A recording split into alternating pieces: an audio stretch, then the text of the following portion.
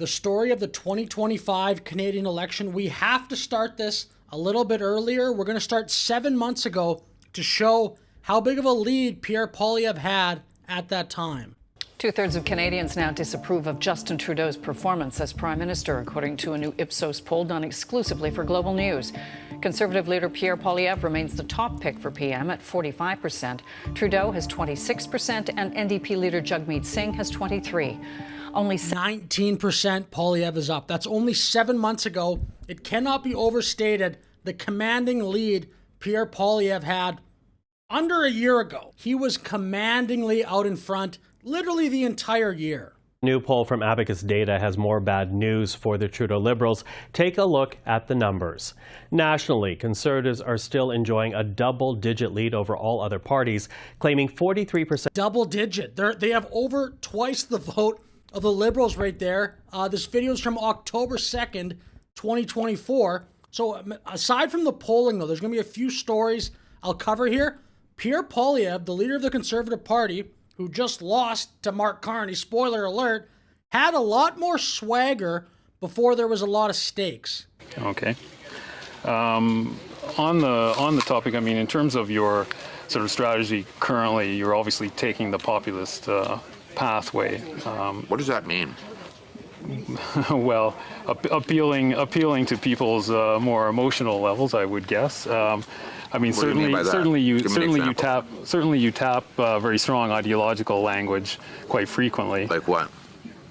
Left wing. Look, he just totally decimates this guy in this clip, and you can call me internet brained. I'm a YouTuber, but clips like this help you so much in elections. He looks, in my opinion, like a winner here. He's in control, and the most important thing, I think, he's not accepting the framing of this reporter's slanted question. And then there's this clip. This is January of 2025. To me, he still looks like a winner here, but after this, it's like he just lost his swagger. It's like Space Jam. He didn't have like his talent anymore. It got sucked out of him. He needed to find that glowing orange ball or whatever.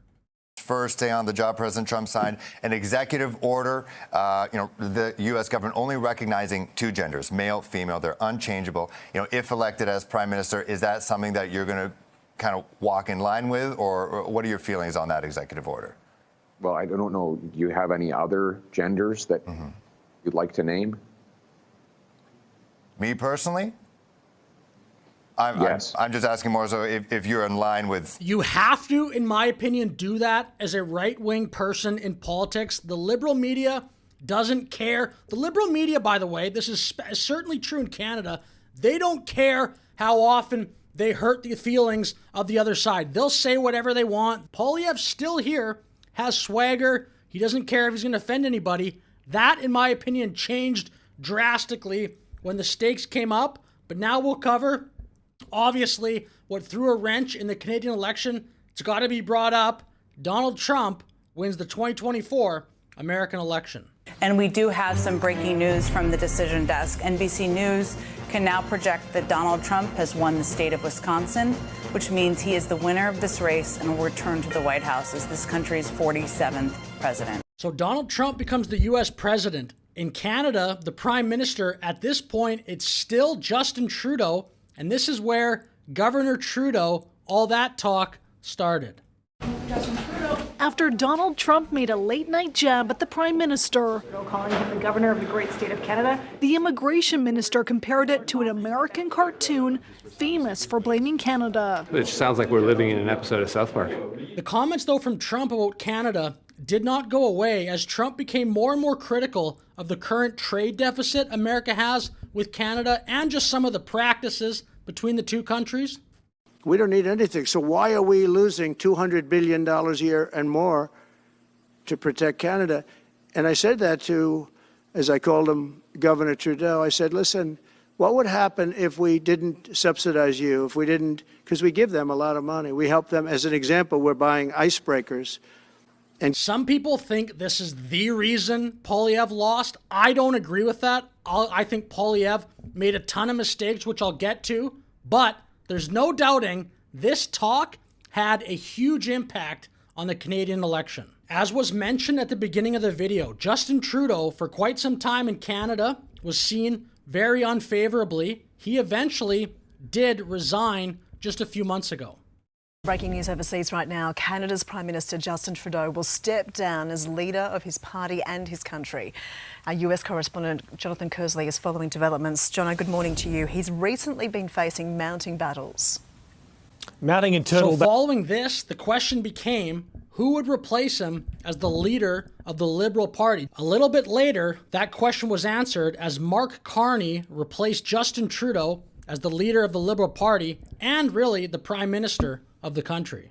In first place, the next Prime Minister of Canada, Mark Carney, with 131,674 votes. Now, whether it was President Trump's comments about the 51st state or Justin Trudeau finally being gone from the Canadian politics, the momentum was slowly starting to shift a few months ago.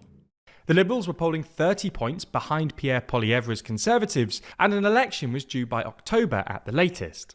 However, while the Conservatives are still ahead, the most recent polls suggest the Liberals are recovering fast and will fare especially well if Trudeau is succeeded by Mark Carney, who's currently the bookies. Still, though, at this moment, like even betting markets, etc., polls, Poilievre and the Conservatives were still comfortably in the lead. So Justin Trudeau announces he's going to resign, and as the tariff talk heated up, for whatever reason, Canadians rallied around the Liberal Party. Perhaps it had something to do with the common Liberal attack line, which was to compare Poilievre to Trump, which it's ridiculous, but I think this actually worked on a ton of Canadians.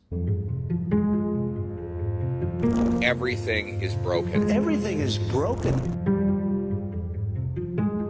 Fake news. Fake news. The left-wing censorship regime. Their woke censorship ideology. Defeating the radical left. Radical, leftist, authoritarian. We want those great Canadian truckers to know that we are with them all the way. I'm proud of the truckers and I stand with them. Have turned our once great cities into cesspools of bloodshed and crime. Unleashed a crime wave like we have never seen. Look, Poilievre wishes he was more like Trump politically. But Poilievre could not deal with this. He never figured out a way to switch this back. I don't know why Poilievre couldn't just say something like, they like Trump in America, Canadians are gonna like me in Canada once I win too. What would be so bad about saying that? Canadians, though, just walk on eggshells. I want to go back to David Cochrane now, who's got a bit of news. David. Yeah, Rosie, I wish it was good news, but I don't know if this is a good news day. What I'm being told by sources who are aware of what was communicated to the Canadian government today from the United States, it wasn't just the tariffs, it wasn't just the ultimatum on fentanyl. There was also a warning that if Canada retaliates, the tariffs will increase. And then, near the end of February, the Liberals passed the Conservatives in polling. We have breaking news. For the first time since 2021, the federal Liberals are leading against the Conservatives. They have overturned a 26-point deficit. New polling done exclusively for Global News shows the Liberals in first place. So since 2021, apparently. So over 3 years, Conservatives were ahead when it didn't matter. And then the Liberals just overtook them. Incredible. Then in the middle of March of this year, not that long ago, Mark Carney officially replaced Justin Trudeau as Prime Minister of Canada. Well, the meetings in Canada come as Mark Carney has been sworn in as the country's new Prime Minister. I, Mark Carney, do swear that I will be faithful and bear true allegiance to His Majesty, King Charles III. Now, this is the part of the video I'm not going to pretend to be an expert on. In Canada, there's not necessarily one election every 4 years. Like the last election, too, it's called a snap election, I think. Mark Carney, only around 9 days after being Prime Minister, announced there was going to be a snap election in Canada. So let's turn to Canada because the new Prime Minister is expected to announce a snap election. He has been visiting the country's Governor General and he has just come out. So let's cross over live now. Okay, so now Canada is in the middle of an election season, a pretty short one, as the election eventually was announced for April 28th. But still, anyone at this point could win. It wasn't like the Liberals were so far ahead. It was a relatively close race. Sunday night, maintaining momentum. 1 week into the election campaign, opinion polling shows the Liberals leading and the Conservatives gaining support. Okay, so I showed a couple clips of Poilievre appearing, I think, confident in the media, looked like he was having fun during the campaign. I actually basically saw almost none of that. It was a winnable election for him in Canada. Flat economy, housing crisis, so many problems in Canada. He totally folded. I totally agree with Patrick Bet-David's criticism of Poilievre. Look at this here. Canadian Conservatives, here's some unsolicited advice to you. Stop being so easy on your This is, by the way, a few weeks still before the election. candidates. Pierre Poilievre. Stop assuming they're automatically going to win. Stop being so overcautious and scared of what liberal media in Canada will do to your candidates. That's the old COVID era mindset. Rob, go a little lower if you could. I can't read the rest. Stop walking on eggshells. Exactly. I thought I was taking crazy pills. Like, it's insane. Just copy what Trump did. Go on every podcast. I don't think Poilievre wanted to win. I think he got nervous. He didn't want to do it. He did not want it bad enough. Eggshells trying to run a campaign in the old school consultant driven, wear this tie, get this haircut, wear that shirt BS. Grow some balls. Trump worked his ass off. He didn't have all conservative libertarians or independents till the last 90 days. But he went and earned every single one of their votes. He went on 20 plus podcast appearances, not including a ton of campaign and media stops. He did this at the age of 78. Pierre is 45 years old, campaigning like he's Biden's age. He's a great speaker. He's very talented, but damn, he comes across lazy, pompous, and entitled. I initially wanted... That's the crazy thing. Pierre can do it. He can answer questions.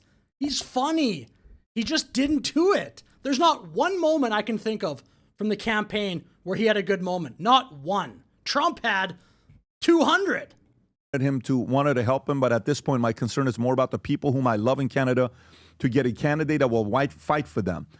Here's a list of people I would beg for your candidate to go on. Tucker Lex, Ryan Morgan, Cuomo, Theo, Folson, Candace, Glenbeck, Breakfast Club, Ben Shapiro, Kirk, Walsh, Rubin, Brand. So a lot of people are going to be saying for years, too, that, oh, the reason why Poilievre lost is because of Trump and the comments about the 51st state.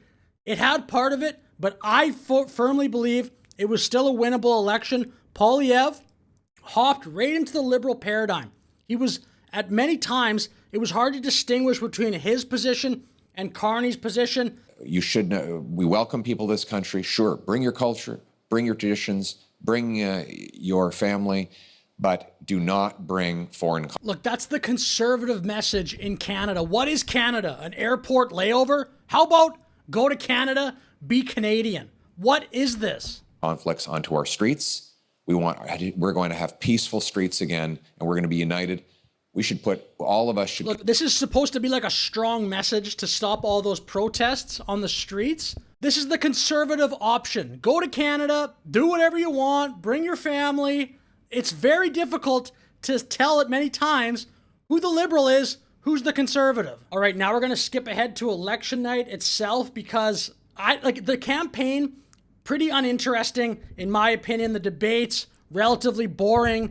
We can restore the Canadian promise so that hard work gets you a beautiful house on a safe street under a proud flag. We can do it with hope for a change. The interviews were meh, but anyway, we'll get to the election night itself.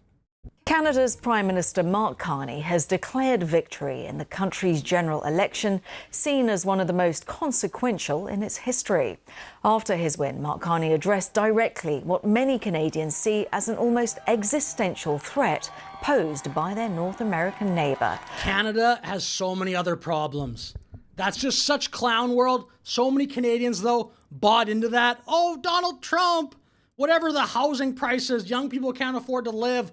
Homeless crisis, so many homeless people. It's so tragic, but Trump bad. Like the Trump derangement syndrome in Canada is off the charts. I firmly believe the story of the 2025 Canadian election is actually the Conservatives being too shy, like Patrick Bet-David said, not wanting to offend people, thinking that, oh, if we go on American shows, they'll think we're like American, like we're like Trump. They call Poilievre Trump anyway. They don't care. The Canadian right wing is pathetic. Come criticize that if you want. Clip it. Like Trump, Trump tried to win. The strategy in Canada, Conservatives, is clown world. You'll just keep losing. Now it's going to be probably 14 years, I think, in a row of Liberal leadership. Anyway, with that said, thanks for watching. Like and subscribe. Leave a comment. I'll see you in the next video.